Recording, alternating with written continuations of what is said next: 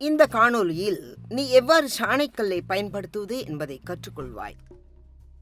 2 விதமான சாணைக்கல்கள் இருக்கின்றன. இதில் பொதுவான வகைகள் கரடுமுரடானது, நடுத்தரம் மற்றும் துல்லியமானது. உளியின் பின்பக்கம் தட்டையாக உள்ளதா என்று ரூலர் மூலம் மட்டம் பார்த்து உறுதி செய்து கொள்ளவும். தண்ணீர் சாணைக்கல்லில் சாணை பிடிப்பதாக இருந்தால் அதன் மேல் பகுதியை ஈரப்பதமாக ஆக்கிக் கொள்ளவும். முதலில் சாணை பிடிக்கும் போது கரடுமுரடான சாணக்கல்லில் செய்யவும். உனது வலுவான கையால் உளியின் கைப்பிடியை பிடித்துக்கொண்டு மற்றொரு கையால் பிளேட்டின் மீது அழுத்தம் கொடுக்கவும். சாணைக்கல்லின் மட்டமான பரப்பின் மீது பிளேடின் சாய்வு முனையை பதித்து கூர்மை செய்யவும்.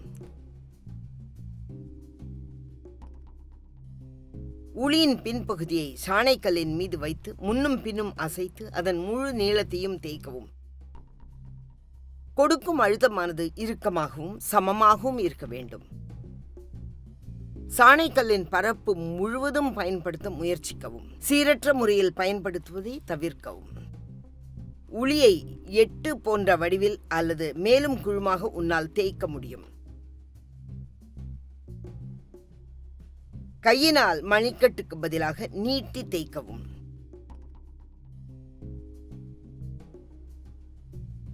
தட்டையான பாகத்தில் எந்த பிசுறும் இல்லாதவாறு தேய்த்து கூர்மைப்படுத்தவும்.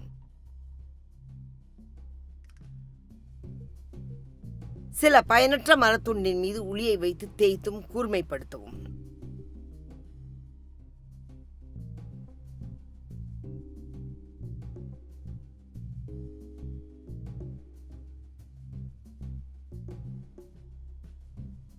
உளி பார்ப்பதற்கு கூர்மையாக இருப்பது போல் தெரியும். ஆனால் முக்கியமாக இதே முறையை நுட்பமான சாணைக்கல்லின் திரும்பவும் செய்த பின்தான் உனக்கு முழுமையான கூர்மை கிடைக்கும். உனது கட்டை விரலால் கூர்மையை சோதிக்கவும். கவனமாகச் செய். நீ உன் விரலை வெட்டி கொள்ளாதே. பயனற்ற மரத்துண்டில் சீவி பார்த்து கூர்மையை சோதிக்க முடியும். உளியின் தட்டையான பின்பகுதியை ரூலர் மூலம் பார்த்து சோதிக்கவும். உளியின் சாய்வு முனை கீழ்நோக்கி இருக்குமாறு பனிமேஜை மீது வைக்கவும். இதனால் கூரான முனைக்கு தொந்தரவு ஏற்படாது.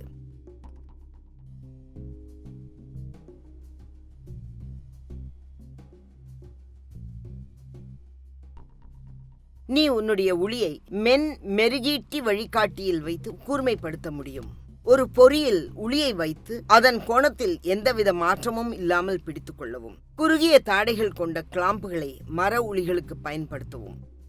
30 டிகிரி கோணம் உள்ள உளியின் பிளேடு தாடைகளுக்கு வெளியே 3 சென்டிமீட்டர் நீட்டிக்கொண்டு இருக்க வேண்டும்.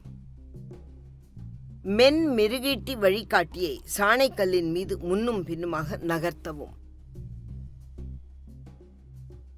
இழைப்புளியில் உள்ள பிளேடுகளுக்கு அகன்ற தாடைகள் உள்ள கிளாம்புகளை பயன்படுத்தவும். 25 டிகிரி கோணம் உள்ள பிளேடு ஆனது தாடைக்கு வெளியே 5 சென்டிமீட்டர் நீட்டிக்கொண்டிருக்க வேண்டும்.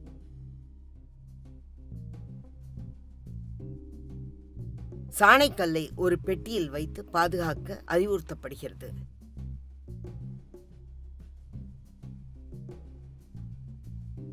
இப்பொழுது நீ எவ்வாறு சாணைக்கல்லை பயன்படுத்துவது என்று கற்றுக்கொண்டாய்.